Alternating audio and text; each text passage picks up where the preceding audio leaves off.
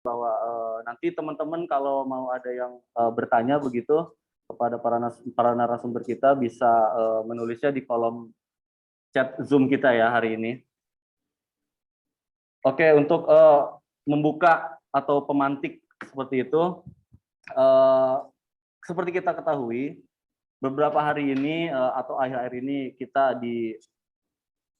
atau terutama ibu-ibu sih ya, Mas, Bang, dipusingkan dengan langkanya ataupun harga minyak goreng yang memang cukup tinggi begitu.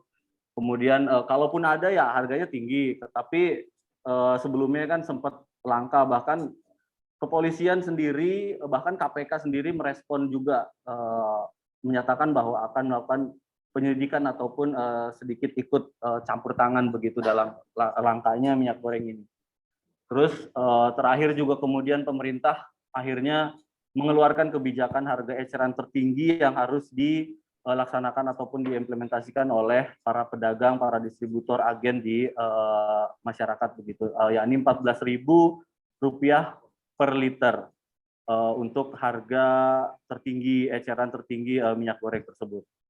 Kemudian setelah itu pemerintah mencabut, bahkan saya sendiri melakukan peliputan di wilayah Jakarta Selatan begitu.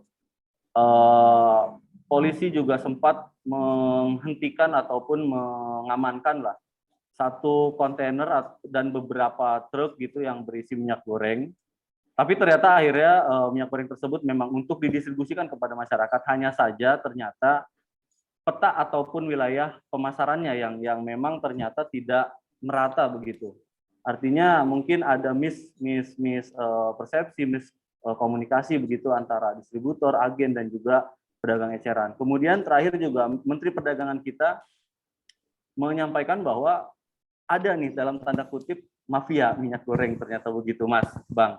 Bahkan sempat menyampaikan akan mentersangkakan beberapa oknum lah, bisa sebut mafia ataupun bahkan sedikit mengutip dari Mas beberapa pernyataan begitu, ada selain mafia ada kartel juga begitu. Nah, terkait hal ini, bagaimana nih tanggapan dari para narasumber kita? Mungkin pertama saya ke Mas Riko dulu ya, Mas Riko.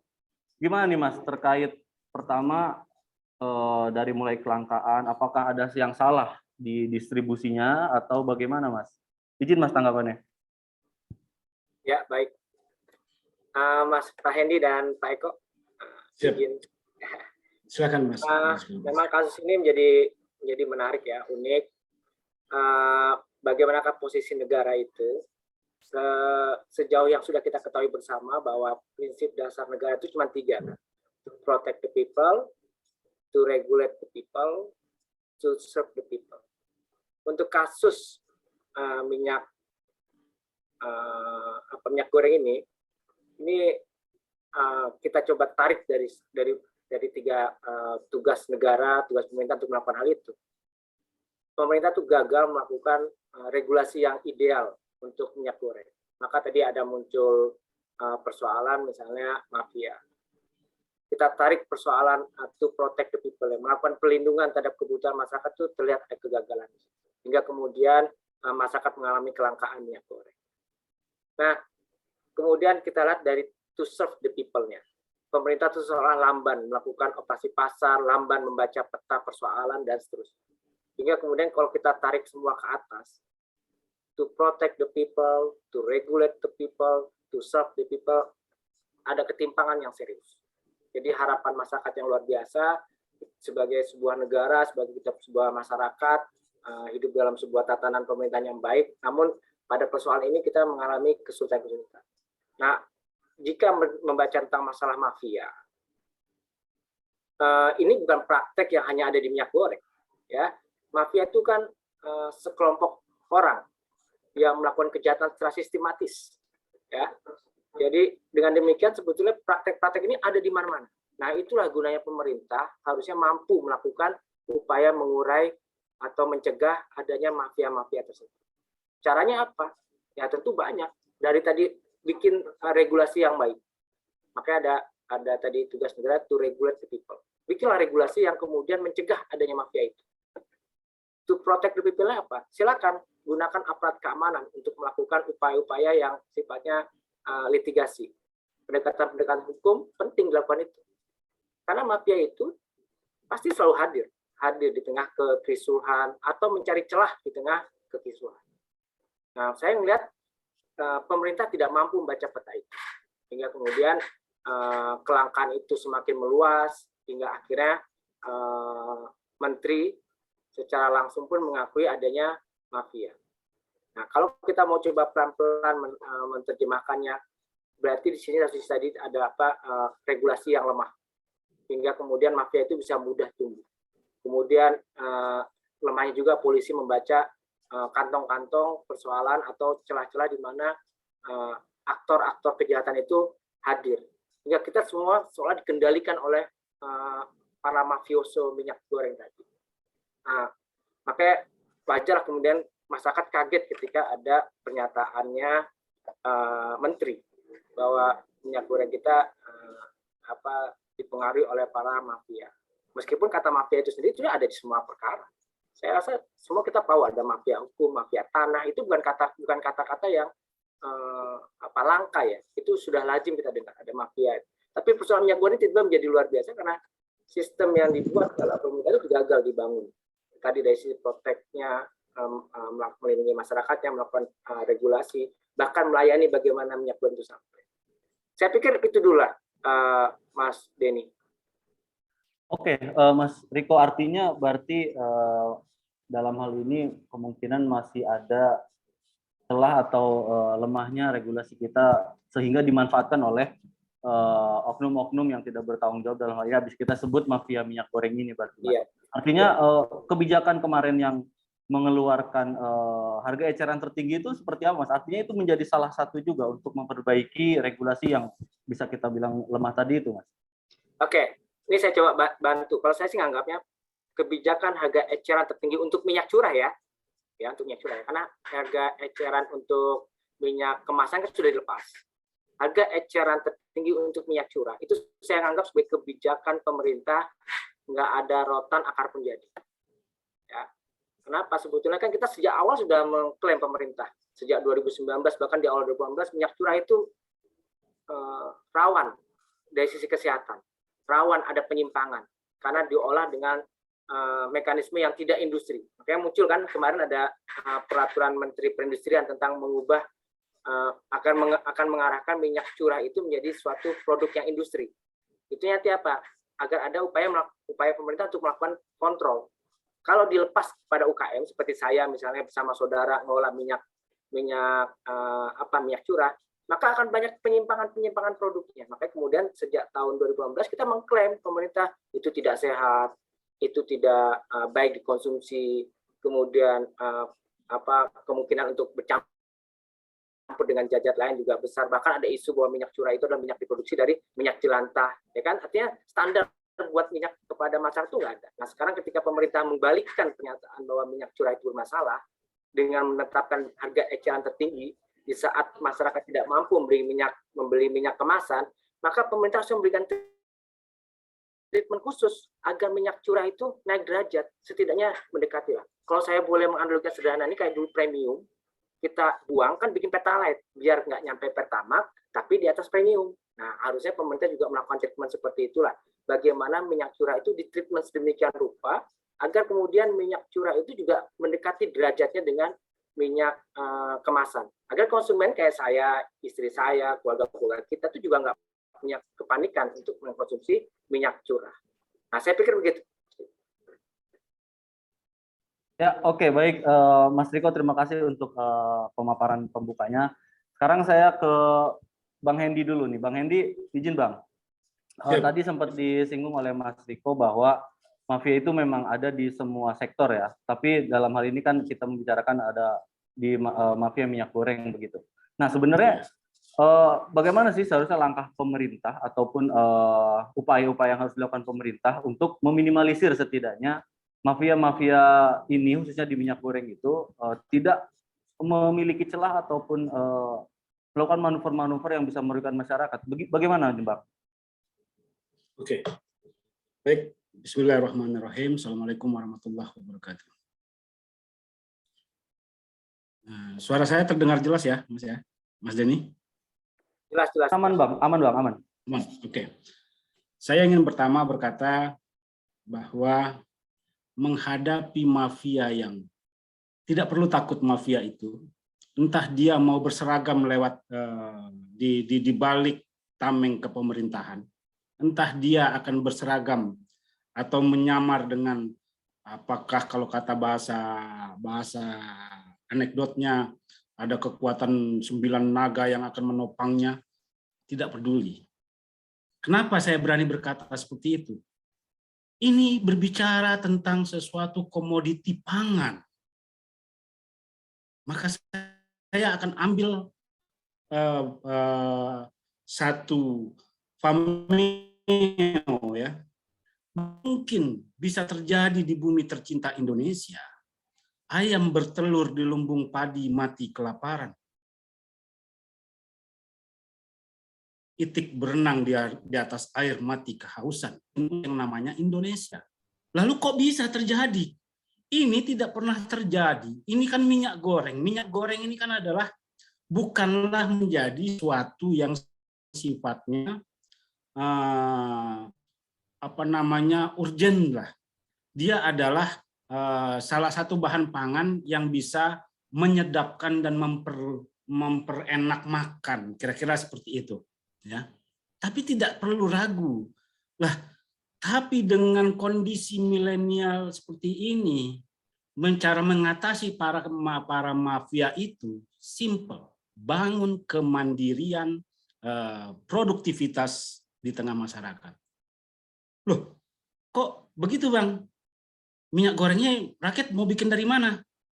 Sebelum kelapa sawit itu datang, ya. Dibudidayakan sedemikian luar biasanya karena kita memiliki lahan yang luar biasa. Itu nenek moyang kita bikin minyak itu dari kelapa.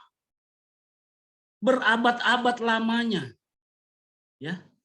Lalu saya ingin sebagai seorang guru, seorang dosen, seorang yang bergerak juga dalam inovasi. Saya ingin mengatakan, maka langkanya minyak goreng ini, saya tidak mengatakan ini sebagai suatu kesulitan dalam pola pikir saya, tapi ini adalah satu tantangan dan peluang.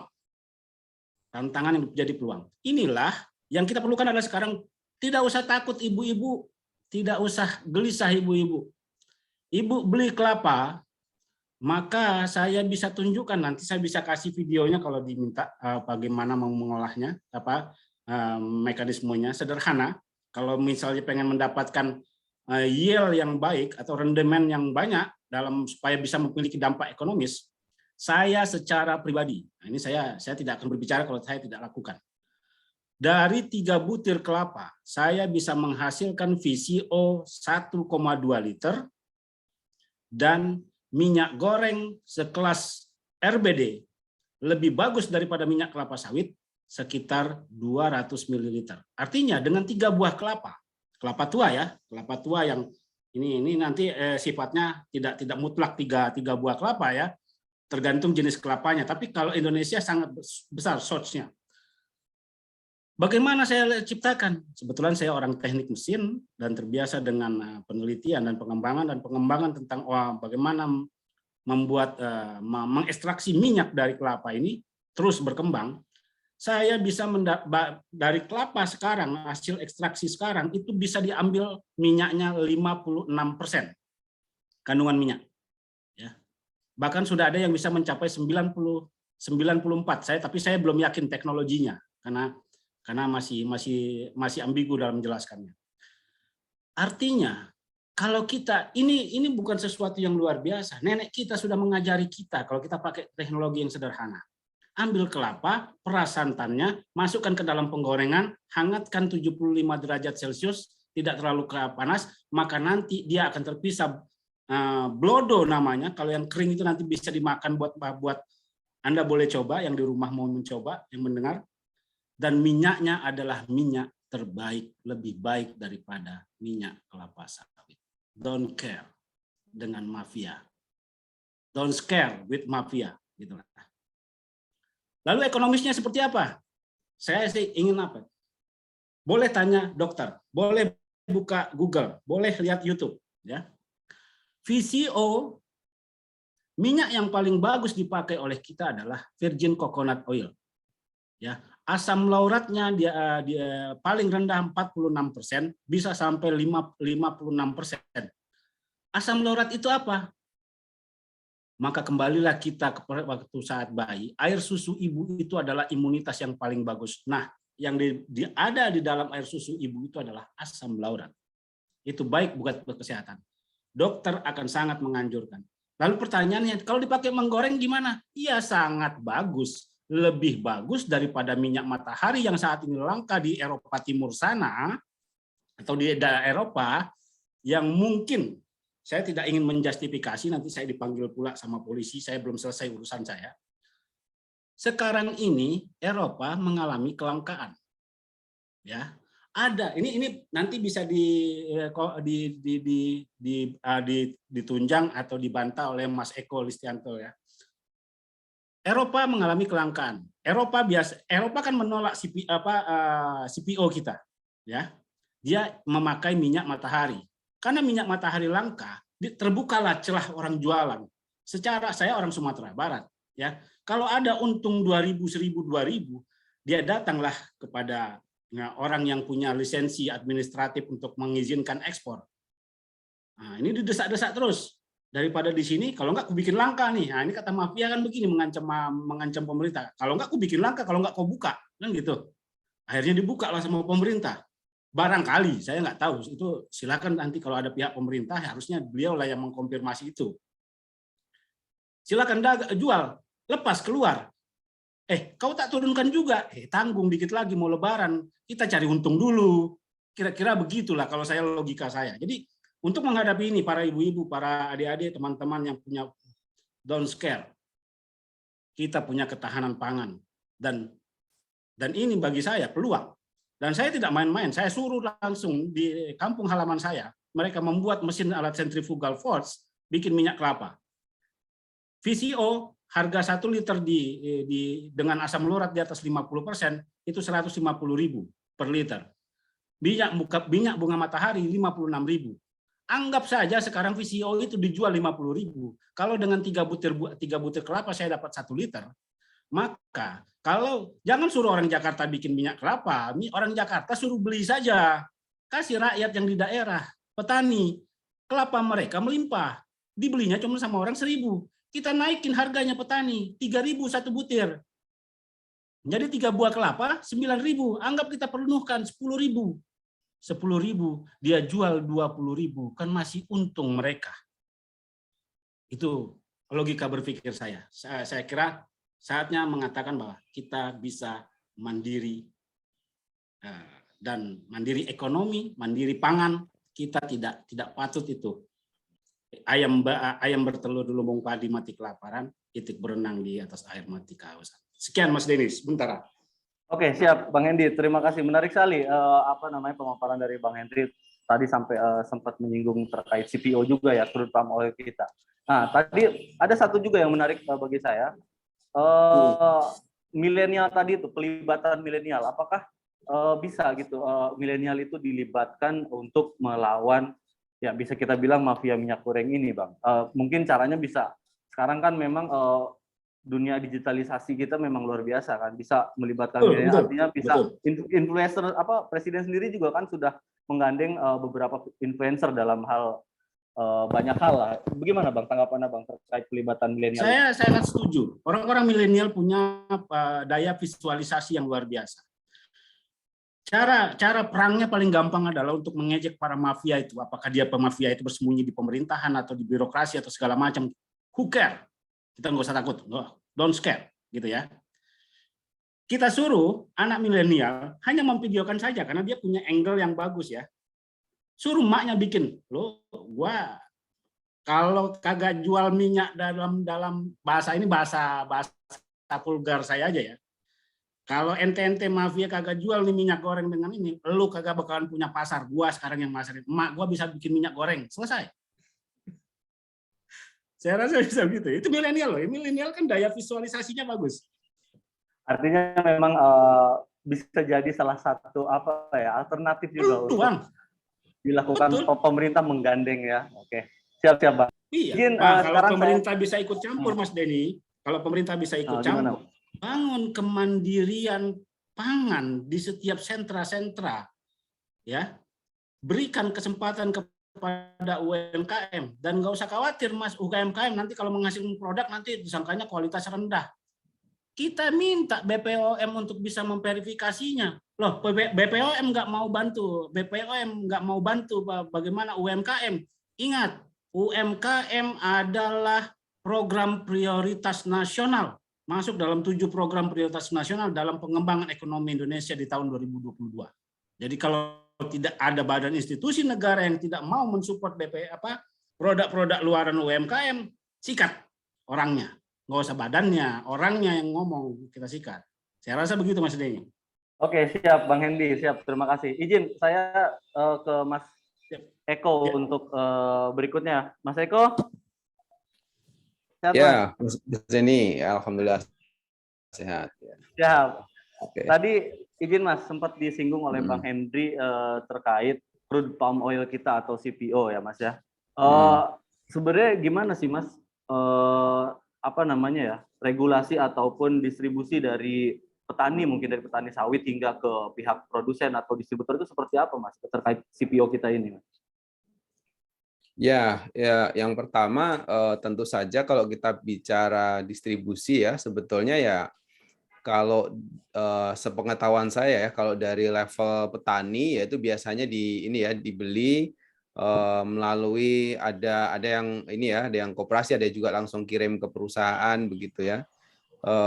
Tapi intinya ketika level dari petani yang metik TBS itu ya, tandan buah segar itu sampai kepada produsen CPO-nya itu sifatnya adalah harus segera begitu Mas Denny ya. Jadi tidak bisa ditimbun ya, beda dengan mungkin komoditas cengkeh atau yang lain yang bisa katakanlah kalau harganya lagi nggak bagus ya simpen dulu gitu ya. Kalau model sawit ini nggak bisa ya. Jadi langsung kalau ke level ini perusahaan, apalagi perusahaan besar ya biasanya langsung ya. Jadi bahkan mungkin sudah terjalin kemitraan begitu. Sebenarnya di sini ada juga ruang clue ya soal masalah kesetaraan begitu ya. Karena apa? Ya kalau dari petani metik langsung dijual, berarti bargaining position-nya itu sebetulnya lebih kuat di industrinya gitu. Karena kalau nggak harga segini saya nggak mau beli misalkan begitu kan, terus dia mau jual kemana? Kalau dia nggak bisa jual pada akhirnya juga akan busuk begitu. Nah tapi pada situasi sekarang ketika harga itu sangat mahal ya mungkin hampir semua ini ya ditampung ya sama industri begitu ya, setiap jenis dari tandan buah segar itu gitu. Nah ini ada lagi kemudian ada pabrik yang memang langsung mengolah ya menjadi minyak goreng dan bentuk-bentuk produk lainnya. Tapi ada juga sebetulnya pabrik-pabrik yang dia tidak punya kebun ya, jadi tidak terintegrasi antara hulu dan hilirnya sehingga dia harus membeli dari perusahaan yang memproduksi CPO tadi begitu. Nanti diolah lagi jadi minyak goreng ya. Walaupun antara CPO dengan minyak goreng itu ya tahapannya hanya beberapa layer ya, mungkin nggak terlalu rumit lah ya mungkin dari sisi teknologi. Tapi saya kurang paham ya karena saya ekonom gitu. Tapi setahu saya itu mungkin hilirisasi yang level-level bawah lah, masih rendah gitu ya, belum sampai kepada bentuk-bentuk yang rumit begitu. Itu prosesnya begitu. Nah, kalau bicara soal dengan harga minyak sawit yang menanjak ini begitu ya di level internasional begitu, bagaimana dengan petani? Ya secara umum mereka memang mendapatkan peningkatan harga ya. Tapi kalau dibagi perkomposisi kenaikan terbesarnya apakah di petani? Ya tentu saja tidak ya.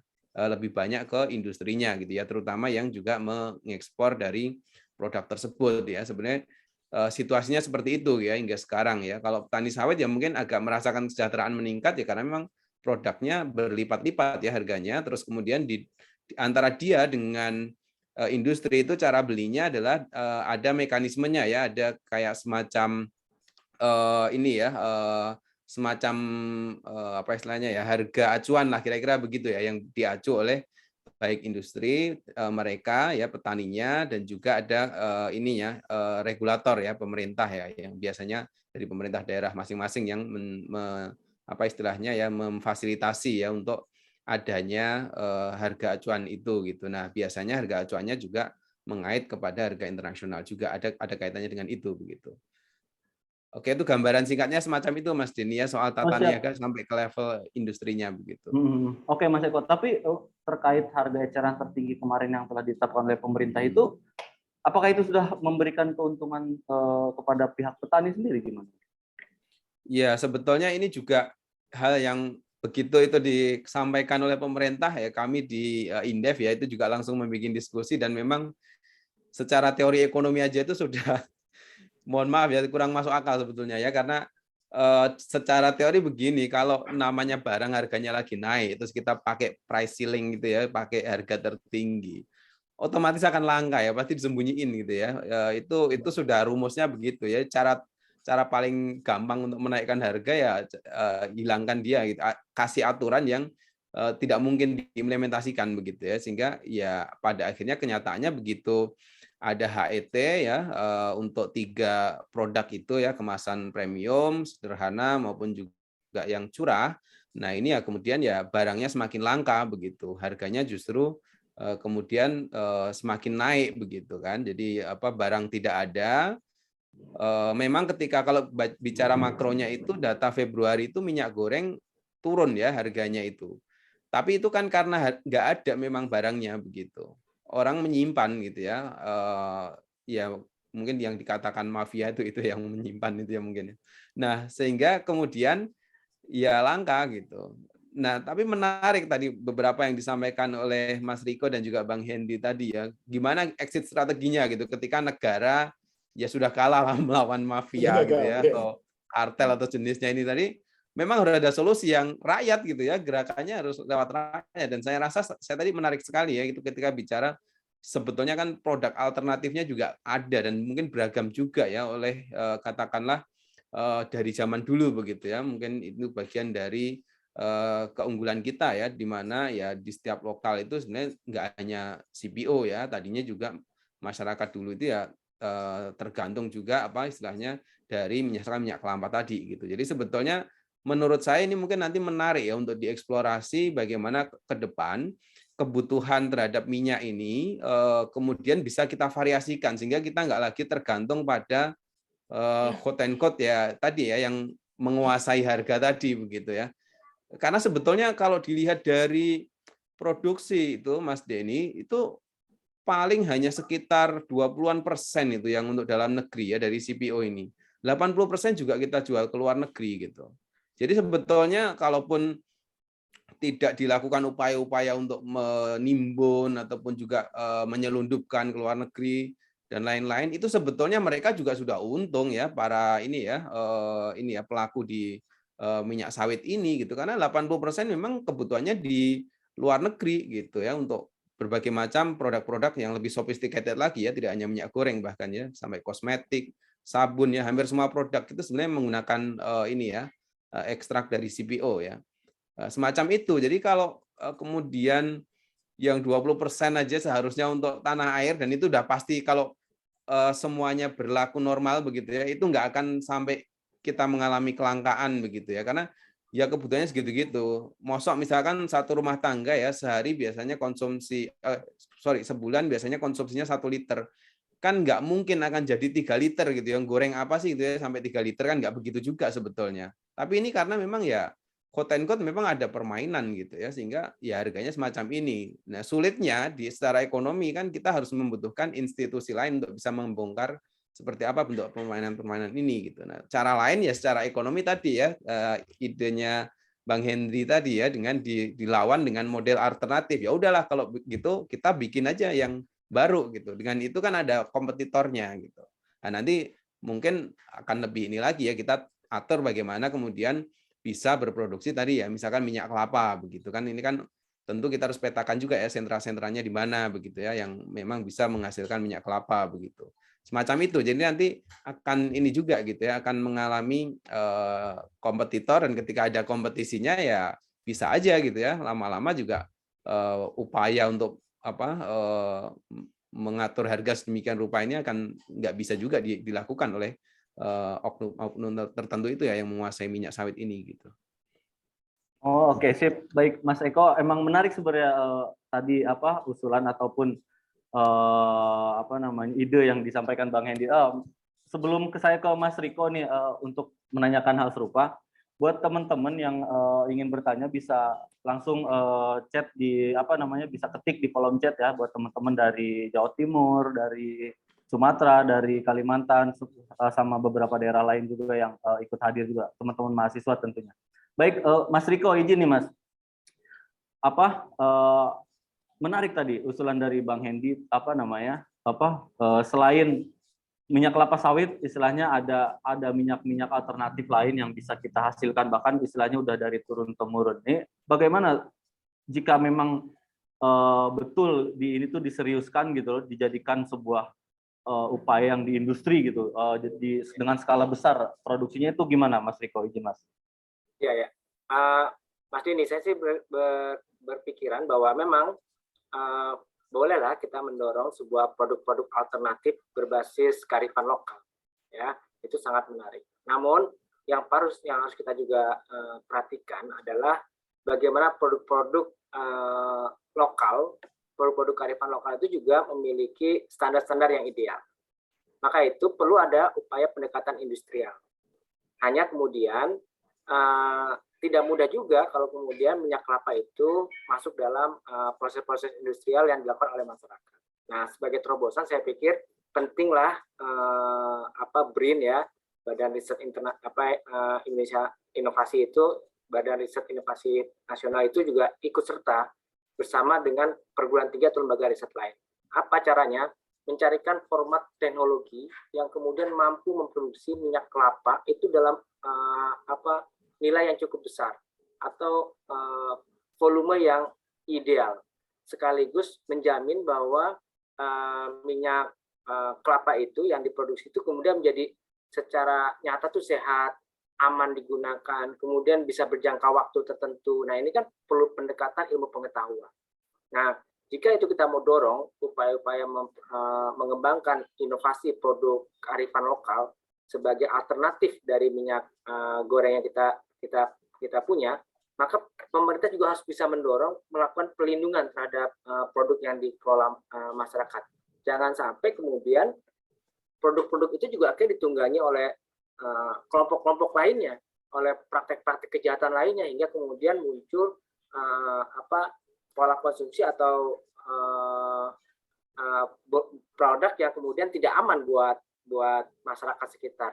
Nah ini artinya pemerintah harus terlibat melakukan perlindungan, lembaga pendidikan tinggi atau kampus dan lembaga riset lainnya itu ikut intervensi untuk mendorong pendekatan ilmu pengetahuan pada produk itu, hingga masyarakat itu diedukasi sedemikian rupa bagaimana memproduksi minyak kelapa yang sehat, minyak kelapa yang punya nilai volume yang optimum, hingga kemudian ketersediaannya juga banyak, kesehatannya juga terjamin.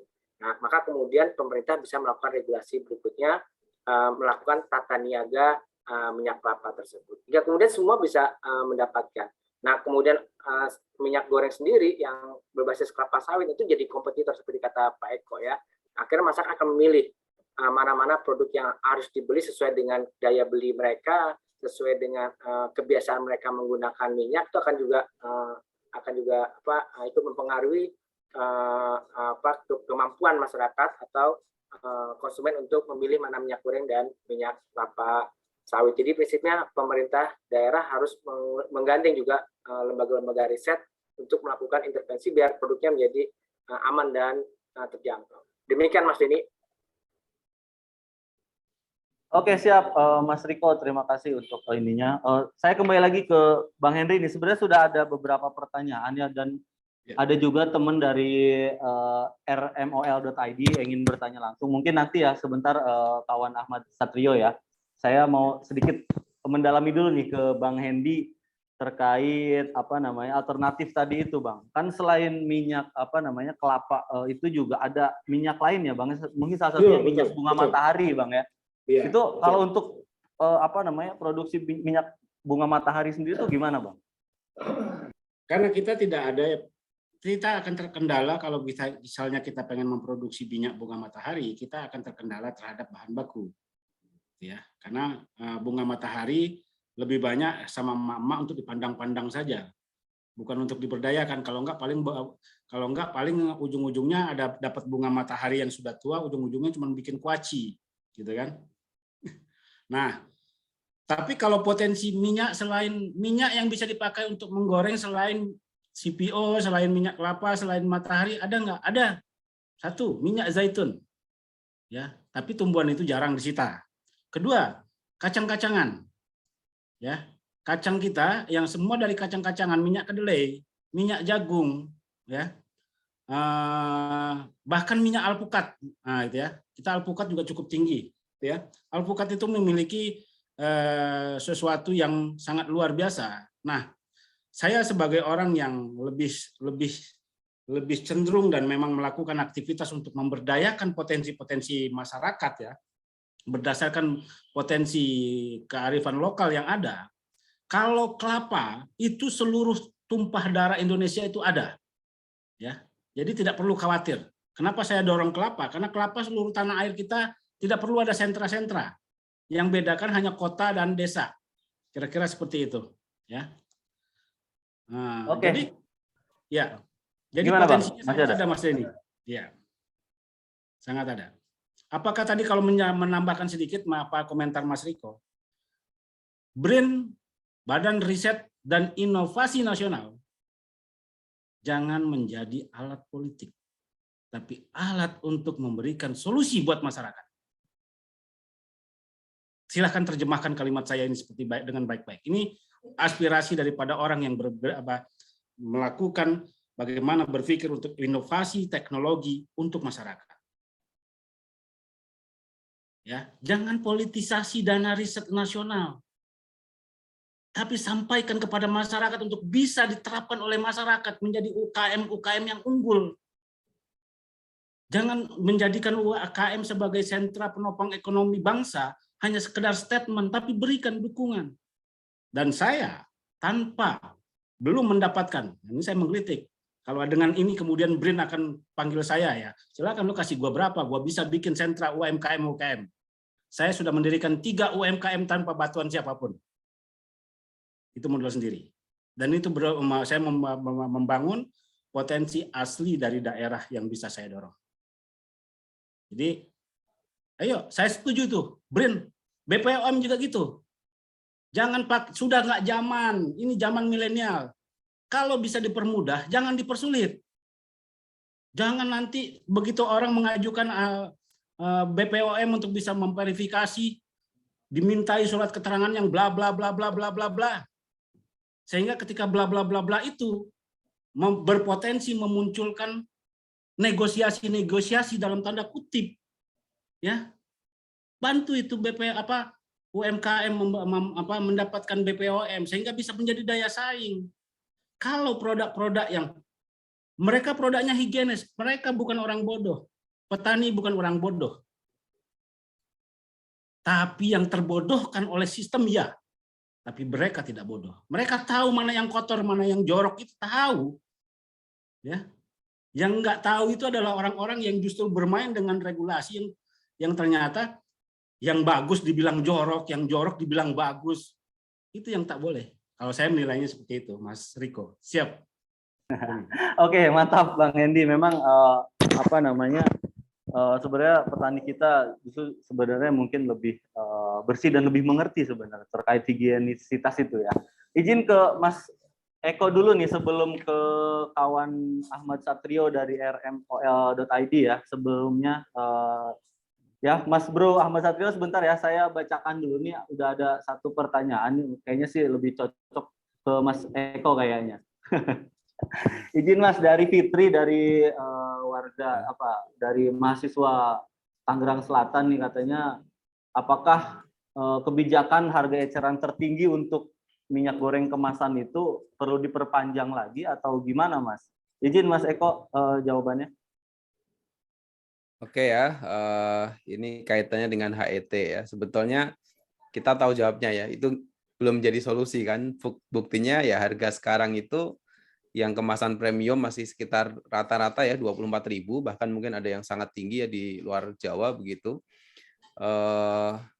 Nah sebetulnya ketika kemudian HET diberlakukan, ya ini yang pertama dulu, HET untuk minyak curah di 1 Februari 2022 ya, 1,5 bulan yang lalu lah sekitar itu ya.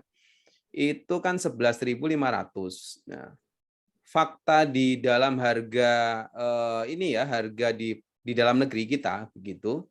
Harga minyak curah itu sudah sekitar 16.000 itu sejak Oktober 2021.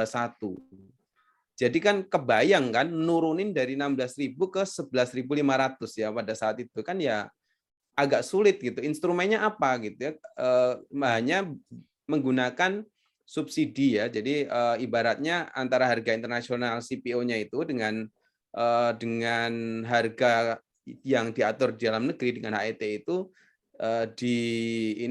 nanti direimbus lah kira-kira gitu ya, dibayar selisihnya itu oleh BPDPKS begitu ya, oleh pemerintah lah melalui BPDPKS ini begitu. Dan ternyata kan tidak terjadi juga begitu penurunan harga. Nah, jadi bagaimana begitu ya? Saya rasa kalau tetap mekanismenya HET, meskipun sekarang hanya diberlakukan untuk produk curah, itu kalau mau efektif, memang sekarang ini yang paling penting menurut saya kalau mau kita jangka pendek ya agak bisa menurunkan harga itu adalah memang pengawasannya harus benar-benar ketat nih karena HET pada minyak curah itu bisa disalahgunakan begitu Mas Denny ya dan Mbak Fitri ya.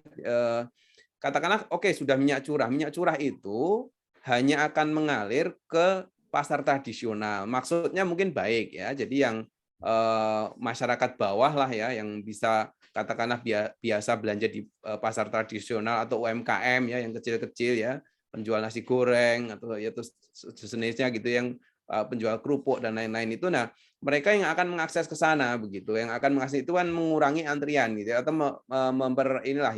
membuat tidak terjadi antrian-antrian seperti kemarin. Tapi fakta di lapangan ya ini sudah beberapa hari itu diberlakukan ternyata di pasar masih langka. Nah ini problem kan jadinya begitu. Sehingga apa? Ternyata nggak efektif kalau tidak disertai dengan pengawasan dan penindakan begitu. Penindakannya apa? Harusnya kan jelas gitu ya dari CPO-nya dari industrinya siapa begitu, industri mana, PT apa gitu kan. Masuk misalkan kalau tidak diolah sendiri tapi diolah oleh industri minyak goreng nanti juga jelas begitu. Terus dari industri minyak goreng kan udah langsung masuk tangki ya langsung dikirim ke pasar tradisional di situ langsung ke pengecer. Harusnya itu mekanisme itu benar-benar bisa di tracing dengan baik ya kalau mau HET ini cukup efektif untuk menurunkan harga ya terutama di minyak curah. Saya sebetulnya ya lebih sepakat kalau untuk minyak kemasan apalagi premium ya udahlah nggak usah disubsidi gitu. Itu untuk masyarakat menengah ke atas gitu. Memang kalau dengan situasi harga naik ini ya secara rasional masyarakat yang tidak mendapatkan subsidi ya udah sejahtera ya memang harus mengeluarkan uang lebih banyak begitu. Tapi toh sebetulnya konsumsi mereka juga nggak tinggi-tinggi amat ya. Sebagian besar konsumen kita itu di Indonesia ya sebagian besar minyak curah. Jadi kalau sekitar minyak curah itu secara total lebih dari 60% ya. Kalau itu sudah katakanlah teratasi sebetulnya cerita antrian kemarin itu mungkin tidak akan terjadi lagi gitu. Tapi masalahnya ini sudah dilakukan HET yang baru ya hanya untuk minyak curah yang minyak premiumnya dan kemasan sederhana dilepas, tapi belum tentu bisa mengawasi gitu. Bagaimana kalau minyak curah terus dikemasi gitu kan? Karena hanya ngemas itu mungkin paling ya 1.000 sampai 2.000 aja ya biaya pengemasan itu. Nanti jadi ini kan salah sasaran lagi gitu kan. Terus dijual dengan harga keekonomian yang tinggi gitu ya. Jadi itu problem-problem. Nah, kalau nggak bisa melakukan pengawasan secara ketat ya tandanya ini juga agak akan efektif lagi begitu. Mungkin memang harus nunggu setelah Lebaran baru harga minyak itu turun ya. Bukan karena intervensi kebijakan, tapi memang karena mungkin ya sudah inilah merasa kenyang walaupun nggak cukup kenyang kayak saya rasa ya karena ini situasi sebetulnya adalah situasi di mana produsen-produsen besar itu sudah dapat harusnya sudah dapat untung gede ya dari kenaikan harga internasional, tapi kemudian di sisi lain masyarakat kita yang hanya mengakses hanya sekitar 10-20% saja dari total produksi dari domestik itu pun juga kemudian harganya juga tidak terjangkau begitu. Saya rasa itu ya penjelasannya Mas Denny dan Mbak Fitri ya terkait Oke, HET. siap Mas Eko, tapi memang sebenarnya memang pengawasan sih Mas ya dari yang diperlukan itu dari hulu hingga hilirnya itu memang pengawasan yang harus dilakukan secara ekstra mungkin oleh pemerintah ya Mas ya. Oke baik, saya persilahkan Bro Ahmad Satrio. Silakan Bro Ahmad Satrio dari rmol.id, mau bertanya ke siapa? Langsung silakan. Siap, izin Bang. Assalamualaikum warahmatullahi wabarakatuh. Waalaikumsalam. Makasih Bang Denny. Ini kebetulan Bang Denny ini abang saya dulu nih di ya. Ampun. Ya, silakan Bro. Makasih Silakan, Bang Bro. Denny kesempatannya. Siap. Aku kebetulan mau izin bertanya ke semua narasumber. Mungkin bisa ditanggapi begitu. Ini sebelumnya aku mohon maaf nggak bisa share video karena jaringan agak kurang bagus di rumah. Jadi intinya aku mau minta tanggapan ke para ketiga narasumber terkait dengan tadi juga sudah dijelaskan bahwa sebenarnya ada solusi gitu kan untuk mengatasi kelangkaan. Hanya saja kan di sini yang kita ketahui faktanya kelangkaan itu terjadi pada saat HET itu diberlakukan pemerintah. Kemudian setelah HET itu dicabut, justru minyak goreng itu banjir begitu kan, bahkan banyak kemasan-kemasan baru, merek-merek baru yang hadir gitu kan. Nah, di sini artinya seperti yang tadi Mas Eko dari Indef sampaikan, ini ada pengawasan yang nggak ketat gitu kan oleh pemerintah. Nah, kalau aku sih menitik beratkan kepada ada satu pasal di dalam UUD 1945 itu pasal 33. Di situ ada 5 ayat ya. Cuman aku ngambil beberapa ayat aja. Jadi untuk ayat pertama itu disebutkan bahwa perekonomian disusun sebagai usaha bersama berdasar atas asas kekeluargaan. Kemudian untuk ayat 2-nya itu disebutkan bahwa cabang-cabang produksi yang penting bagi negara dan yang menguasai hajat hidup orang banyak itu seharusnya dikuasai oleh negara. Dan kemudian di ayat 4-nya itu disebutkan perekonomian nasional diselenggarakan berdasar atas demokrasi ekonomi dengan prinsip kebersamaan, efisiensi berkeadilan, keberlanjutan, berwawasan lingkungan, kemandirian, serta dengan menjaga kesinambungan, kemajuan, dan kesatuan ekonomi nasional. Nah, jika aku merujuk ke dalam 3 ayat di pasal 33 UUD 1945 ini, maka aku melihat dari fakta kelangkaan migor kemarin bahwa ada sabotase perekonomian begitu yang dilakukan oleh orang-orang di dalam pemerintahan yang mungkin saja begitu kan bekerja sama dengan mafia-mafia industri minyak goreng itu sendiri gitu kan. Nah, bagaimana pandangan dari ketiga narasumber terkait dengan hal ini? Itu pertama, dan kedua pertanyaanku, apakah bisa begitu kan jika memang ditemukan ada sabotase perekonomian atau benar-benar ada mafia migor, itu bisa ditindak secara hukum begitu. Mungkin itu Mas Denny pertanyaanku. Makasih. Siap Bang Rio. Terima kasih partisipasinya untuk hari ini. Mantap Bang Rio. Siap. Mungkin saya persilahkan langsung mungkin ke Bang Hendy dulu ya. Silakan Bang Hendy menjawab pertanyaan dari Bang Rio kita. Saya belum tahu apakah bisa menjawab memuaskan, tapi saya coba jawab dan saya kurangi bahasa nyeleneh saya. Saya coba sedikit agak akademis.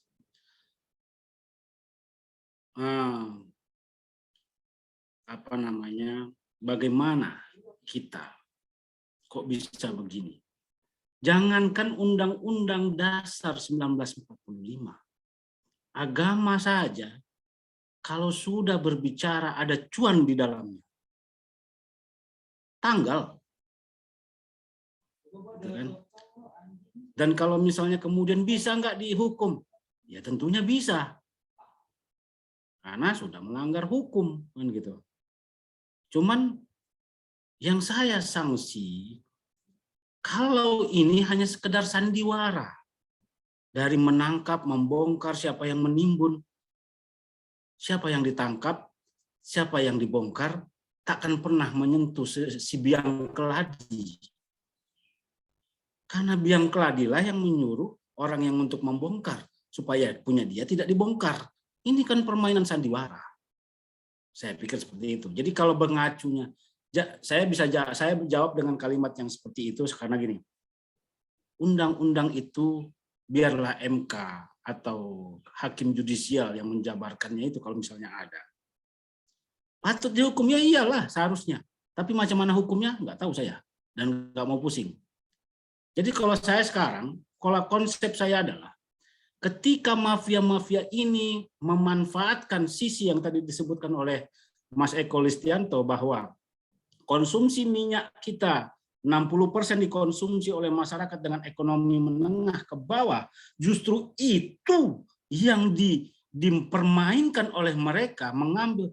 Kalau merampok orang kaya, ya jadi Robin Hood. Gitu, kuacungin jempol. Kalau merampok, para mafia, kalau kau merampok, rampoklah punya orang kaya tuh. Jangan punya yang 60% ini kalian rampok. Gitu. Jadi melawannya bagaimana? Maka saya ini kenapa saya agak emosional gitu, karena saya marah sebenarnya. Gitu. Jujurnya saya marah. Ya udah, rakyat tidak boleh anarkis melawannya, tapi dengan kreativitas. Itu yang mau saya munculkan. Dan rakyat bisa melawan itu. Itu kenapa saya dorong itu. Ketika saya tahu ini CPO ini kalau teknologinya malah teknologi sederhana, lebih rendah daripada teknologi mengolah minyak goreng dari kelapa ini. Saya bisa katakan. Tapi dia potensi yang paling besar itu adalah buat biofuel. Ya, saya kebetulan saya peneliti di bidang energi juga. Gitu. Jadi kalau ingin melawan, ini harus melawan, tapi melawan dengan cara yang elegan. Makanya saya ada Pak Erlangga, kalau memang betul tadi ada Pak Erlangga, atau ada wakilnya, atau ada utusannya. Nah, kalau enggak, ya medianya kita kencangkan. Ini ada anggarannya. BRIN, saya setuju dengan Mas Riko. BRIN berperan aktif. Banyak hasil penelitian para orang-orang hebat di negeri tercinta ini yang hanya terbengkalai dalam bentuk file-file kertas yang tidak bisa teraplikasikan. Jangan jadikan dana BRIN hanya untuk sebagai suatu metode untuk menggait kantong-kantong suara partai-partai tertentu. Saya tidak ingin sebutkan partainya, artikan sendiri. Ya. Dana BRIN itu bagaimana dia berpikir, orang-orang hebat kita ini berpikir, ya sudah jauh-jauh mereka datang, mau mereka menuangkan pemikirannya, difasilitasi dan diimplementasikan. Penerapan teknologi tepat guna ke tengah masyarakat tidak hanya menjadi sekedar wacana untuk melahirkan proposal-proposal baru, tapi benar-benar implementatif. Maka saya sangat yakin dampaknya akan muncul nanti persaingan yang sehat. Kalau nggak bisa beli CPO, ya aku beli minyak kelapa karena lebih berkualitas, dan mekanisme pasar akan mengatur harganya sendiri. Sehingga jangan-jangan nanti kalau pemerintah, saya agak ekstrim berpikir, nggak usah lagi pakai harga eceran tertinggi, pakai harga eceran terendah. Itu supaya menunjukkan bahwa bangsa Indonesia sudah sangat mampu. Gitu. Begitu dulu Mas Dedi. Oke, siap Bang Hendy, terima kasih. Mudah-mudahan Bang Rio puas dengan jawaban Bang Hendy yang tadi bilang bahwa mafia-mafia itu harusnya mencuri dari orang kaya ya Bang ya. Jadi Robin Hood. Kalau mencuri orang miskin jadinya nggak ini ya, bukan pahlawan ya. Fir'aun itu ya. Fir'aun, iya. Belum lagi tadi sebenarnya kan musuh kita tuh sebenarnya bukan pemerintah dan bukan petani apalagi, tapi ya orang-orang yang memang bisa dibilang mengambil keuntungan dari yang tidak seharusnya itu Bang ya, para mafia itu. Oke, lanjut ke Mas Riko, gimana Mas tanggapannya ataupun jawabannya terkait pertanyaan dari Bang Rio tadi? Silakan Mas. Ya, oke, Mas Denny. Bang Rio, pemaknaan kata mafia itu memang sesuatu yang sangat mengganggu kita semua, karena itu membuktikan ada sebuah sistem ekonomi itu yang dibajak oleh sekelompok orang hingga kemudian sistem ekonomi nasional itu jadi terganggu dan berdampak luas.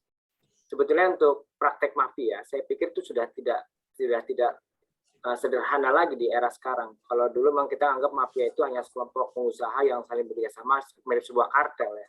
Tapi yang paling berbahaya adalah ketika mafia itu bekerjasama dengan aktor pemerintah atau aktor politik yang kemudian dia saling bekerjasama memanfaatkan sistem ekonomi yang lemah itu kemudian membajak ekonomi rakyat. Jadi kalau mafia yang sudah bertalian dengan aktor pemerintah ini yang sangat merepotkan. Sebetulnya pemerintah harus mampu mensterilkan sendiri para aktor pemerintahnya agar tidak masuk ke dalam ruang itu. Kita melihat sinyal itu adalah ketika kebijakan minyak goreng yang ditetapkan oleh pemerintah itu nyaris bocor atau nyaris tidak terkendali, nyaris tanpa efek sama sekali. Saya pikir itu bukan hanya persoalan bahwa pemerintah tidak melakukan upaya operasi pasar ya, tapi saya ingat memang ada aktor pemerintah yang harus kita curigai dia ikut dalam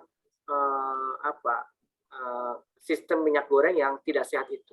Hingga kemudian apapun bentuk kebijakannya itu menjadi mentah di lapangan.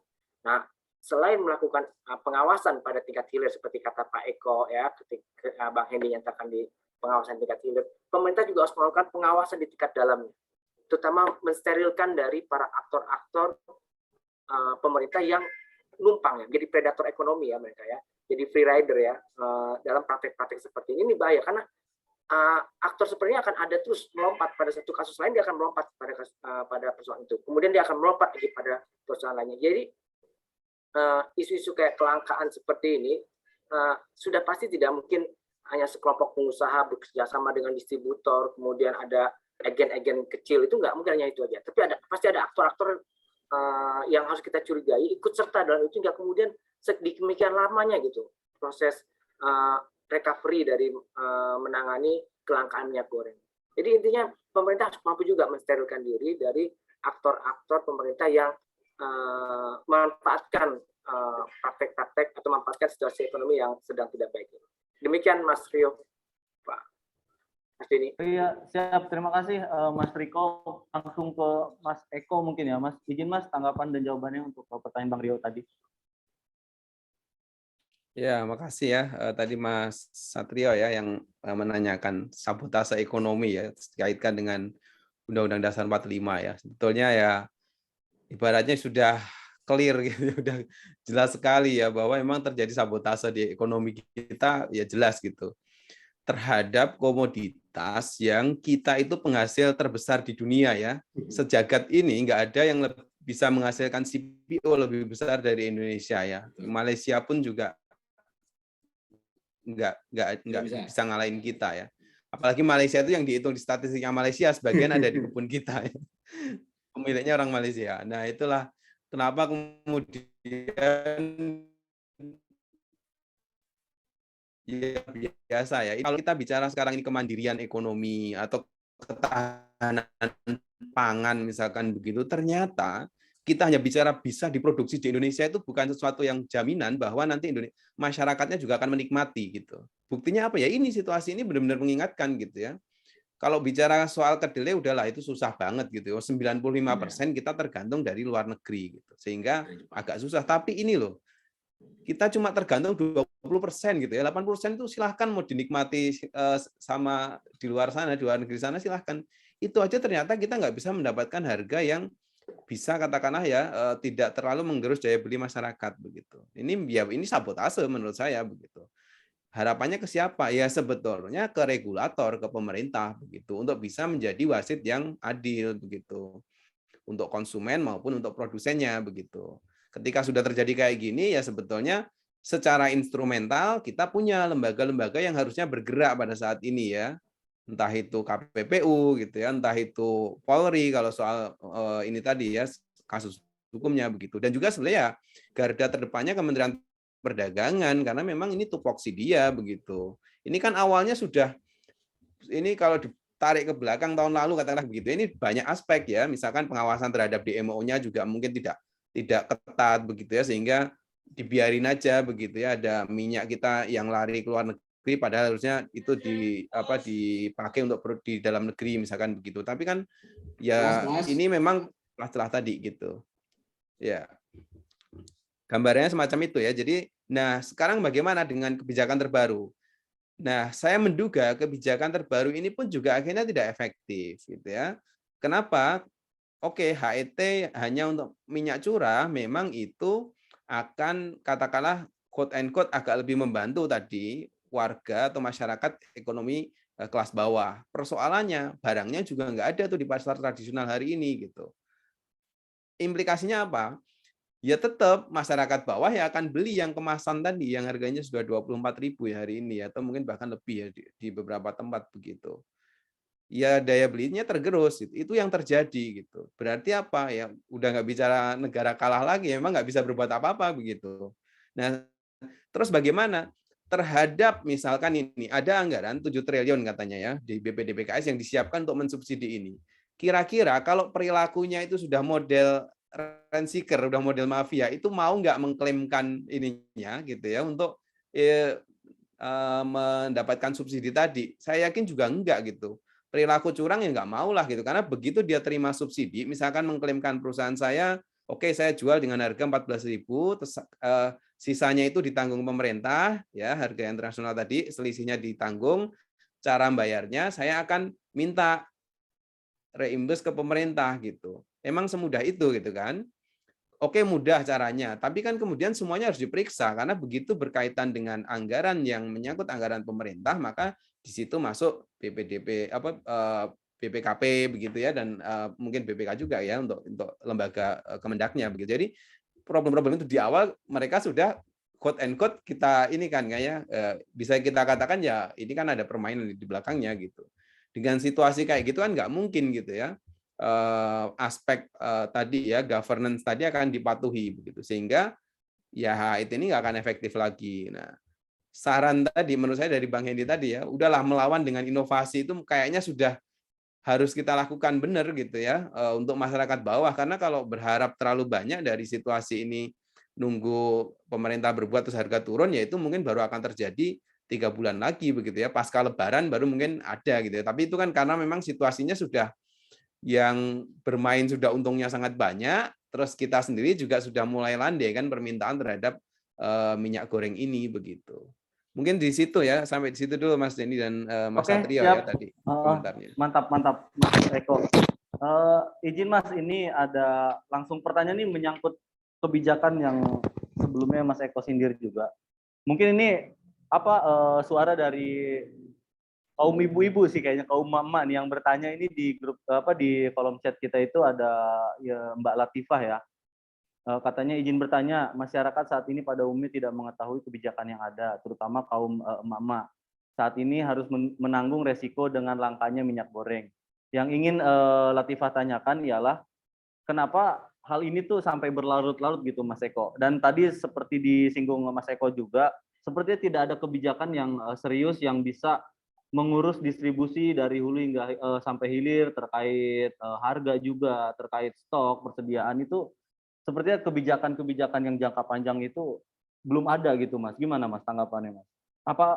Kebijakan apa yang harusnya dikeluarkan pemerintah untuk mengatasi hal ini agar tidak terulang lagi gitu? Silakan Mas. Oke, ya ini jawabannya mungkin singkat aja ya. Sebetulnya kebijakan itu memang tidak harus dipahami banget oleh masyarakat gitu ya. Maksudnya tidak harus sampai HIT itu apa ini apa ya nggak usah. Yang penting itu masyarakat dapat harga yang terjangkau begitu.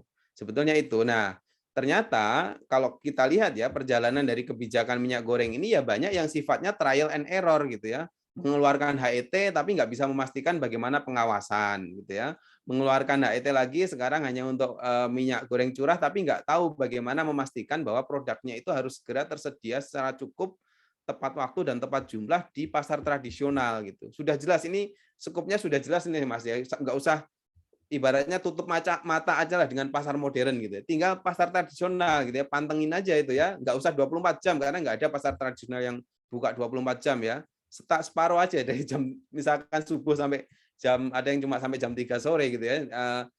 Itu kan lebih simpel aja sebetulnya pengawasannya, tapi itu pun juga tidak mampu ternyata gitu karena tadi mekanisme-mekanisme kebijakannya trial and error begitu. Yang kedua, kalau mau benar-benar ini efektif ya untuk bisa menurunkan harga, memperlakukan minyak goreng itu harus seperti situasi gawat darurat ya, seperti COVID kemarin ketika awal-awal itu. Apa sih yang dilakukan oleh negara produsen ketika terjadi COVID di awal-awal? Ketika terjadi COVID di awal-awal, ya ini saya contohkan Vietnam ya. Vietnam itu adalah satu raja ekspor beras ya di global ya. Kita mungkin juga impor dari sana ya, sebagian ada yang diimpor dari sana. Nah, apa yang dia lakukan? Dia itu walaupun dia rajanya ekspor, ketika belum ada vaksin, belum ada ini ya, bagaimana penanganannya masih pada bingung, dia stop tuh ekspor ke global. Dia nggak peduli harga di global itu naik menanjak gila-gilaan terhadap pangan. Yang penting negaranya tercukupi dulu gitu. Itu gambaran betapa ya bisa begitu mengendalikan, baru kemudian setelah mulai agak landai dan lain-lain dia buka lagi, ternyata tidak harus se ekstrim itu ya, dia kemudian sekarang ya sudah ekspor lagi begitu. Tapi saya yakin nggak ada keberanian itu ya dari pemerintah gitu ya, selama minyak goreng masih mahal, oke stop ekspor dulu, itu ekstrimnya ibaratnya gitu. Tapi pasti nggak berani juga ya, jangankan menurunkan sampai ke level itu ya, wong hanya mengatur lebih mahal boleh nanti diganti dengan subsidi, itu aja ternyata nggak ada juga yang mau mengklaimkan begitu kan. Sampai hari ini juga kita nggak tahu tuh berapa triliun yang sudah terpakai untuk mensubsidi kan. Saya yakin mungkin belum ada 1 triliun gitu, karena nggak ada yang mengklaim gitu ya. Mereka berproduksi tapi ditimbun, nunggu harganya naik dulu, nunggu HET dicabut. Sehingga tadi ya problemnya memang akhirnya kalau kita hanya berharap dari sisi kebijakan pemerintah akan rumit. Nah, cara lain adalah ya tadi gitu ya, cari alternatifnya kan gitu kan. Dapatkan alternatifnya, dan ternyata tadi ya solusi yang ditawarkan sebetulnya itu ada di sekitar kita gitu ya. Minyak kelapa tadi, walaupun tadi nanti tentu kalau secara ekonomi akan berkonsekuensi dari jumlah produksi kelapa itu berapa, nanti kita akan juga akan bersaing gitu ya dengan misalkan produsen untuk sekarang itu minyak kelapa itu selain di ini minyaknya itu juga ada yang untuk minuman itu ya, minuman ini yang biasa dijual-jual itu kan juga meningkat gitu ya. Nah, itu nanti juga akan secara ekonomi memang akan ada semacam itu ya persaingannya. Tapi bagaimanapun mencari alternatif dari minyak sawit untuk kebutuhan domestik menurut saya itu ide menarik ke depan begitu, supaya kita jangan tergantung lagi begitu dengan bagaimana kemudian kita sangat tergantung dan tidak bisa berbuat apa-apa ketika produsen ya terutama yang besar-besar ini memainkan harga begitu. Oke, jawaban saya itu Mas Denny ya. Oke, siap Mas Eko, terima kasih. Memang harus membutuhkan effort lebih ya untuk riset juga, terus pengembangan ini juga produk gitu Mas Eko ya.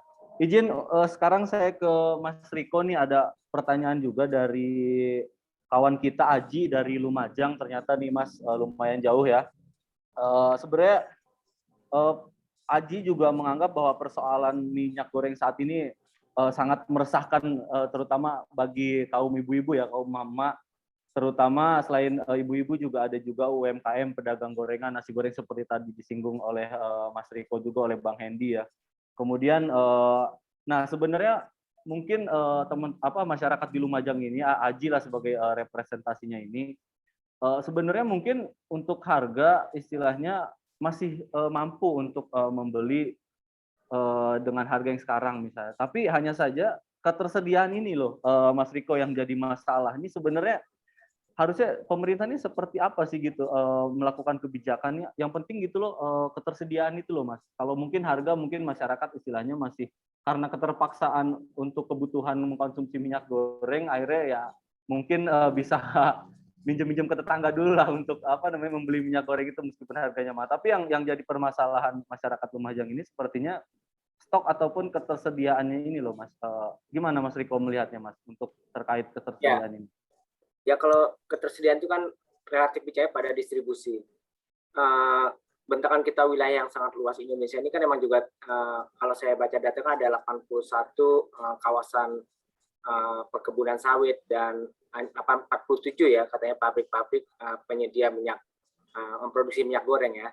Nah ini kan kemudian berarti 47 industri itu kemudian menyuplai untuk ke semua wilayah se-Indonesia ini. Nah makanya kemudian kalau kita bisa lihat dari Pak Hendy dan Pak Eko nyatakan bahwa ini adalah proses pengawasan distribusi itu.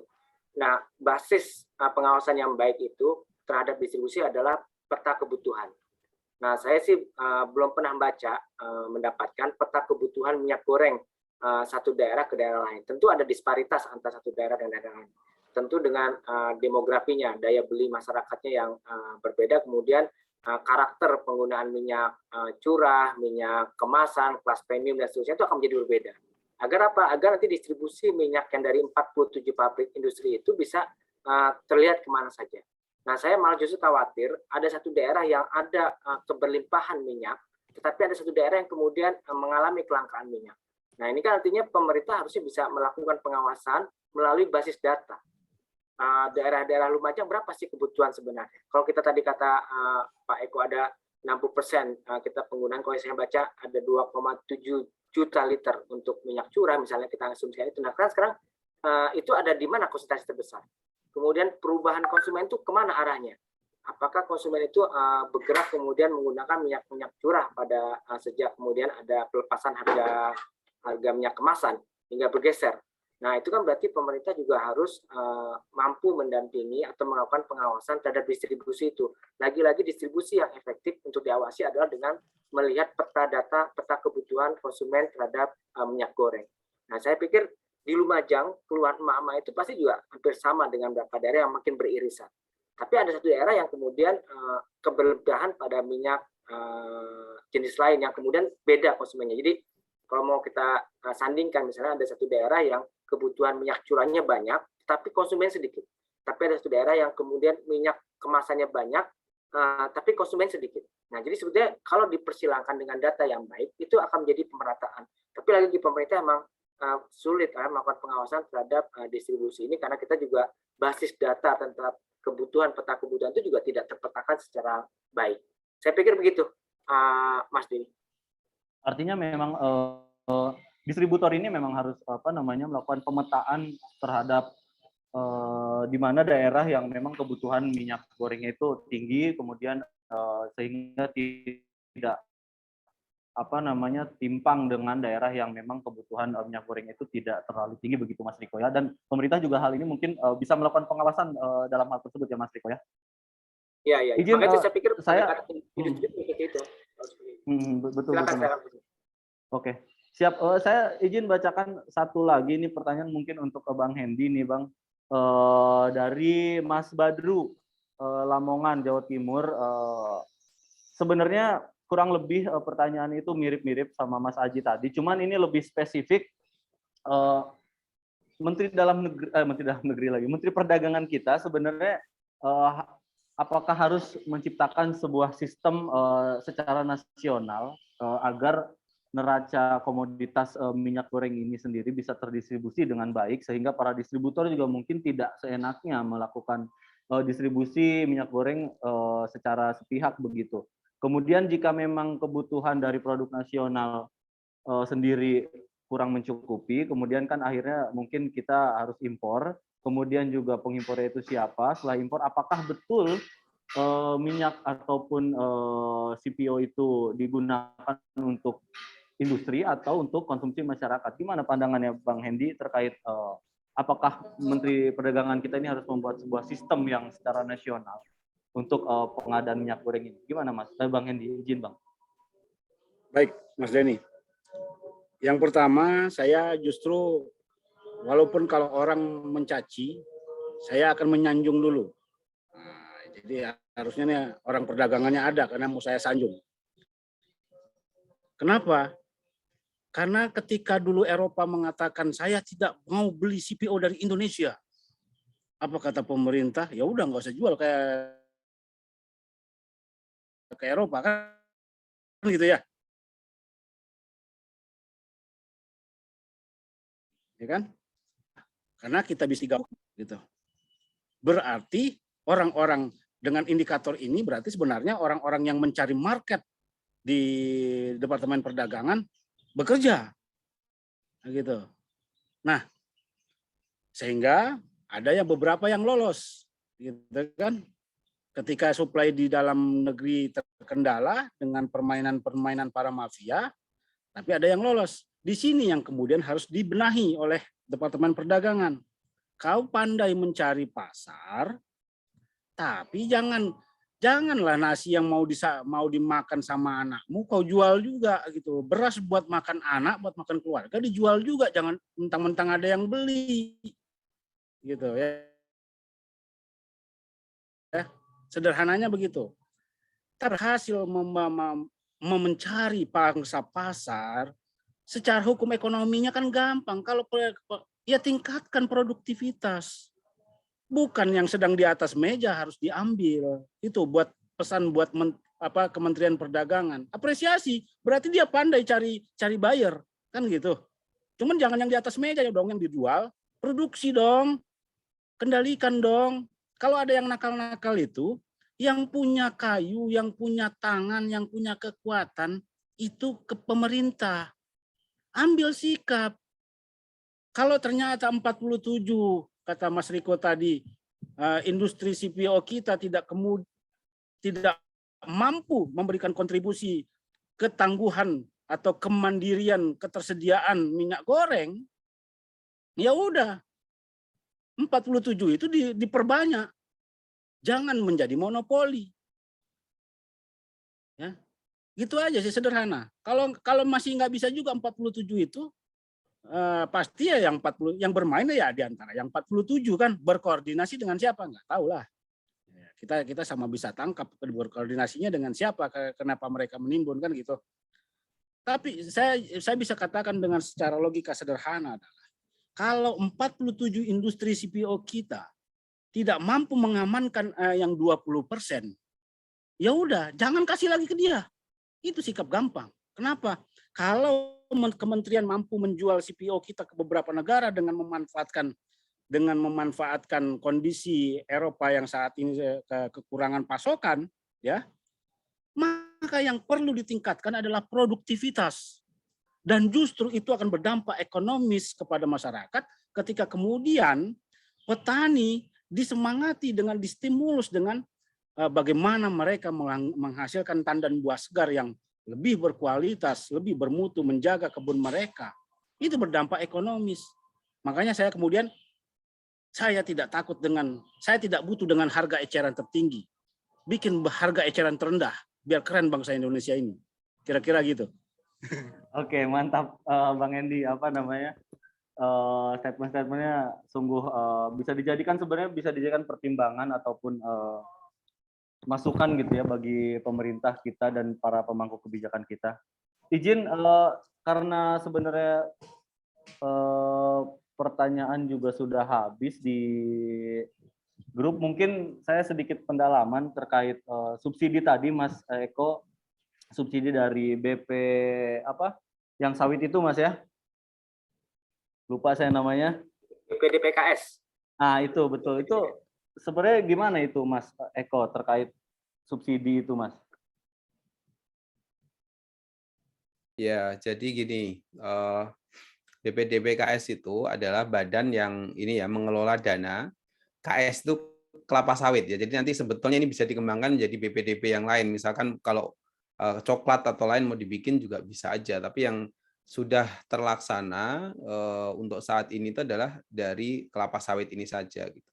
Mereka dapat dana dari mana? Mereka dapat dana dari pungutan ekspor ya. Jadi kalau dalam situasi sekarang ini ketika harga internasional naik, sebetulnya juga aliran dana yang masuk ke sana juga lebih tinggi karena pungutan ekspornya juga akan ikut naik gitu ya, akan ikut nambah gitu. Nah, dananya dipakai untuk apa saja? Sebetulnya dananya itu dipakai untuk 5 ya, di amanah undang-undangnya itu ada 5 ya. Salah satunya untuk replanting ya, ini untuk petani. Jadi kalau mau prinsipnya begini ya, yang mereka sampaikan itu adalah dana sawit kembali ke sawit, kira-kira begitu. Dalam bentuk replanting itu tadi ya, misalkan sudah saatnya sawit itu kalau udah 25 tahun katanya sudah produktivitasnya turun, terus kemudian harus diganti begitu ya dengan tanaman baru, tanaman sawit lagi yang baru yang lebih produktif begitu. Itu ada dana yang digunakan untuk kemudian membantu gitu ya, mensubsidi petani untuk replanting ya. Ada juga yang untuk research. Riset ini kecil ya sifatnya ya sebenarnya. Tapi kalau bisa ini ya sebenarnya bagus ya, tadi ada inovasi-inovasi misalkan untuk pengembangan ya bentuk-bentuk produk gitu ya, dan lain-lain macam-macam lah ya, riset tentang sawit ini gitu, hilirisasi di sawit. Terus ada juga yang sebagian paling besar ini dipakai untuk subsidi biodiesel ya, yang sekarang sudah jadi B30 ini puluhan triliun ya dialokasikan ke situ ya, karena memang di satu sisi ini membantu mengurangi impor solar kita ya dari luar negeri ya. Tapi memang di sisi lain memang ya ada subsidi dari situ ya. Dan juga beberapa fungsi lain begitu. Jadi ada 5 ya setahu saya ya, beberapa saya lupa. Nah, termasuk untuk penanganan, maksudnya untuk penanganan minyak goreng ini begitu. Walaupun saya nggak yakin itu 7 triliun akan terserap dengan cepat begitu ya oleh dunia usaha begitu, karena tadi ya aspek bahwa perilakunya itu sudah ini ya memanfaatkan situasi ini sudah rent seeker gitu. Jadi kalau sudah caranya begitu ya dia juga nggak akan comply dengan aturan pemerintah. Ya udah dia nunggu aja gitu. Kapan pemerintah katakanlah tadi nyabut HET baru dia gelontorin begitu. Padahal sebetulnya ya ini common sense saja ya orang awam begitu. Kalau teman-teman yang sering nih sekarang belanja online itu ya, kita itu bisa men-tracing kan barang kita itu masih di distributor atau sudah nyampe mana ya, sudah sampai di provinsi mana, kabupaten mana ya, di ini mana itu kan bisa sekali gitu ya. Jadi sebetulnya tinggal dikembangkan aja. Kalau tadi persoalannya adalah di distribusi, katanya memang yang tersedia di dalam negeri ini minyak CPO kita itu sekarang sudah bahkan 2 kali lipat ya dari kebutuhan dalam setahun katanya begitu. Nah itu harusnya kan tertracing gitu ya. Apakah masih di hulu ya di industri CPO-nya atau sudah ke industri minyak gorengnya atau sudah sampai di pasar tradisionalnya gitu. Ternyata di pasar tradisionalnya masih mengeluh gitu ya, barangnya nggak ada gitu kan. Yang ada kemasan di minimarket tadi gitu. Nah, sehingga sebetulnya kan ini menurut ya common sense saya itu mudah gitu ya, karena ya tadi wong terlacak gitu. Seandainya dikembangkan model kayak gitu saja kan kita bisa tahu. Jadi kalau ini sudah 5 hari nih ternyata di sana gitu, padahal sudah berapa hari di sana. Itu kan sangat mungkin gitu ya untuk bisa dilakukan. Model digitalisasi sangat sederhana menurut saya. Jadi ya, itu mungkin aspek ya. Tapi ini kan semua kita menggunakan ide-ide ini kan berdasarkan asumsi niat baik kan begitu. Kalau niat baiknya udah nggak ada antara regulator dengan ini ya dengan produsen udah sama-sama ya ini ya kong kali kong dugaan saya itu ya udah terjadi gitu ya yang seharusnya gampang menjadi sulit sekali kan gitu. Padahal kan lesson learn-nya gampang lah gitu ya. Saya yakin juga para pelakunya juga pernah jual apa itu beli online gitu kan itu kan gampang sekali sebetulnya ketahuan itu barang itu sudah di mana begitu. Tapi kok sampai Artinya segitu aja memang kita nggak tahu. Mas? Gitu. Memang artinya sebenarnya secara anggaran, dana dan juga apa namanya tinggal hanya mekanisme dan niatnya aja Mas ya sebenarnya yang memang harus lebih kedepankan lagi Mas ya, Mas Eko. Kalau menurut saya iya gitu ya. Terus daripada tadi subsidi untuk HET ya udah subsidi untuk inovasi aja gitu. Lebih ini kan lebih menarik kan begitu ya buat penelitian-penelitian dan alternatif minyak ke depan begitu dibandingkan tadi hanya minyak goreng ya dikuasai oleh segelintir orang begitu. Betul Mas. Oke. Seperti kita udah penghujung agenda giat kita kali ini nih Mas Abang Hendy. Mungkin sebenarnya saya tidak mau menyimpulkan, tapi saya mau minta sedikit closing statement dari Bang Hendy, dari Mas Riko dan juga Mas Eko terkait permasalahan minyak goreng kita akhir-akhir ini Mas. Mungkin pertama saya ke Mas Riko dulu, minta closing statement-nya Mas terkait permasalahan minyak goreng dan juga mungkin harapannya ke depan agar permasalahan minyak goreng seperti ini tidak perlu terulang lagi lah. Soalnya yang dirugikan kan memang masyarakat kalangan menengah ke bawah Mas, terutama yang di bawah ya Mas ya. Izin Mas closing statement. Ya, Mas Dini, Pak Eko, Pak Hendy dan teman-teman lain, saya sih tetap berpendapat bahwa pengembangan tadi ya alternatif produk terkait minyak sawit emang terus dikembangkan, namun perlu di treatment dengan pendekatan ilmu pengetahuan agar kemudian alternatif minyak yang diciptakan itu kemudian mampu memproduksi atau diproduksi dalam jumlah yang sesuai kebutuhan dengan keterjangkauan ekonomi buat masyarakat. Nah, itu satu sisi yang harus kita lakukan. Yang kedua ya, saya pikir pemerintah juga harus berani mensterilkan dirinya dari aktor-aktor pemerintah yang ikut bermain dalam setiap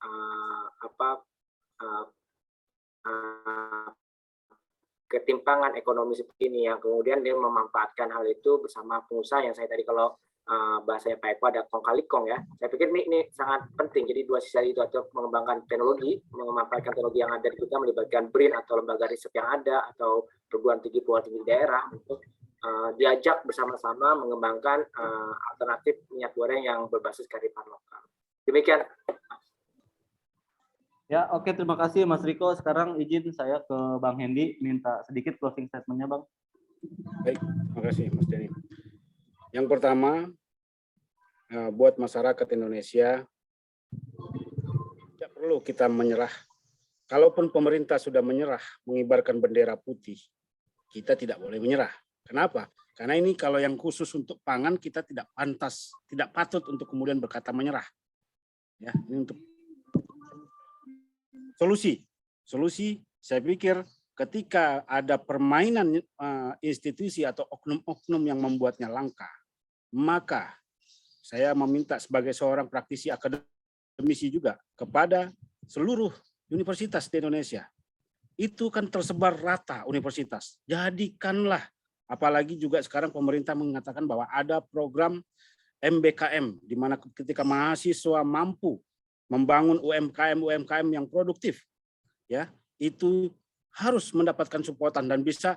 Dan mahasiswa tidak hanya harus berkuliah di dalam kampus, tapi aktivitas untuk menyelesaikan permasalahan bangsa bisa dikonversi menjadi SKS untuk bisa mempercepat mereka dan berhadapan dengan tantangan nyata. Institusi-institusi, baik itu Departemen Pendidikan, terutama Departemen Perdagangan, saya juga apresiasi Anda mampu mencari pangsa pasar. Tapi ketika produktivitas kita kemudian permintaan pasar meningkat, yang perlu ditingkatkan adalah nilai kemampuan produktivitas. Inilah, dukunglah. Anda punya anggaran yang cukup besar itu di Departemen Perdagangan. Anda punya disupport oleh Kementerian Perindustrian juga, ya. Support dana-dana pengembangan itu, dana-dana riset. Risetnya tidak rumit kok. Ini hanya masalah mentransformasikan ilmu pengetahuan ini ke tengah masyarakat sehingga menjadi status standar operasional prosedur yang lazim dan bisa dikonsumsi oleh publik. BRIN, ya, Badan Riset Inovasi Nasional, berkontribusilah. Anda punya program desa inovatif, Anda punya program industri berbasis riset, kembangkan dalam mengatasi permasalahan-permasalahan ini. Jangan dibikin dipersulit. Kalau bisa dipermudah, kenapa harus dipersulit? Buka itu pintu-pintu inovasi. Pintu-pintu inovasi kreativitas anak-anak bangsa untuk bisa menyelesaikan, berkontribusi menyelesaikan permasalahan. Tidak pantas negara seperti Indonesia mengeluh tentang pangan. Bukan malu kepada siapa-siapa, malu kepada leluhur kita yang tidak pernah merasa kalah dalam hal menyediakan sumber pangan bagi negeri tercinta ini. Saya rasa seperti itu. Terima kasih Bang Hendy, sangat dalam sekali closing statement-nya. Izin terakhir dari Mas Eko, minta closing statement terkait hal ini. Ya, ini mungkin saran ke pemerintah ya. Jadi sekarang kebijakan yang terbaru adalah HET untuk minyak curah, terus kemudian kemasan premium dan sederhana tadi dilepas, ya. Itu kata kuncinya ada di pengawasan dan ketersediaan. Nah, kalau memang ya dalam seminggu ini memang ketersediaan minyak curah di pasar tradisional itu tetap langka, tidak ada tangki yang mengucuri ya minyak curah di pasar-pasar tradisional, udahlah ya, berarti ini Kemendak juga sudah gagal begitu. Mungkin saatnya untuk menyerahkan tugasnya ke Kementerian Sosial ya, bantuan sosial entah kupon entah apa. Kita punya data orang-orang miskin, kita punya data orang-orang tidak mampu, ya sudah dibantu saja di situ, biarkan mereka membeli minyak yang mahal tadi di pasar-pasar modern tadi. Kan sebetulnya mereka butuhnya mungkin juga nggak banyak-banyak banget kan begitu. Adanya di pasar modern ya, di pasar modern, di minimarket itu tidak langka hari ini ya, tapi yang di minyak curah yang disubsidi tadi yang langka begitu. Caranya ya udah alihkan subsidi atau gunakan APBN untuk belanja sosialnya begitu. Tapi ini sekaligus juga menunjukkan kegagalan demi kegagalan kebijakan pemerintah mengatasi minyak goreng. Tapi setidaknya dengan cara tadi itu akan membuat rakyat bebannya sedikit terkurangi lah gitu, terutama untuk masyarakat kelas bawah ya. Kalau kemudian katakanlah ada belanja sosial, subsidi sembako semacam itu yang bisa mereka gunakan untuk membeli di retail modern ya, yang barangnya saat ini ada begitu. Saran saya itu ya, yang mungkin ya ke depan sebagai lesson learn, arcade distortion ya, meminimalkan moral hazard ya, dan juga tidak memerlukan monitoring dan supervisi yang mahal, yang banyak, itu sebetulnya yang harusnya dilakukan ya. Tidak boleh lagi trial and error begitu. Secara teori HET sudah bukan caranya begitu, tapi kemudian masih dilakukan, dan 1,5 bulan ini ternyata nggak mampu juga, sehingga ke depan harus benar-benar menggunakan yang kira-kira memang bisa mensupport ya terhadap kebijakan ya. Kalau memang tadi masih ada caranya, yaitu adalah udah langsung aja uangnya itu dikasihkan ke yang mau belanja ya, ke konsumen begitu.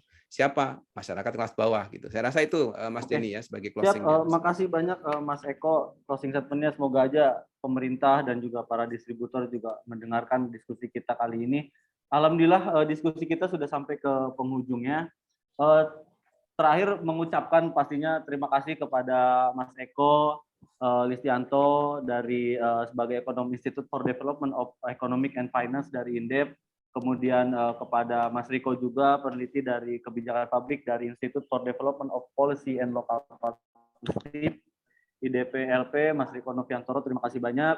Terakhir, kami juga mengaturkan terima kasih kepada Bang Hendi, selaku Ketua Sentra Hakim Universitas Muhammadiyah, kemudian juga dosen Fakultas Teknik UHAMKA, dan sekaligus beliau juga Ketua DPP Pandawa bidang kehutanan, pertanian, dan lingkungan hidup. Sekali lagi terima kasih banyak untuk para narasumber. Mohon maaf jika saya, Denny, wartawan RRI, mewakili teman-teman Jakarta Journalist Center. Mohon maaf kepada para narasumber jika memang ada kurang-kurang dan perkataan ataupun perbuatan yang tidak menyenangkan bagi para narasumber. Terima kasih, Mas. Terima kasih. Banyak ilmu, banyak pencerahan terkait Terima kasih Bang Edi, Mas Riko. minyak goreng. Sama-sama Mas Riko, Mas Terima kasih Mas Eko, Mas Riko, Bang Hendi, terima kasih. Assalamualaikum. Sampai ketemu di kesempatan lain lagi. Terima kasih. Izin pamit ya. Siap, izin pamit ya. Siap.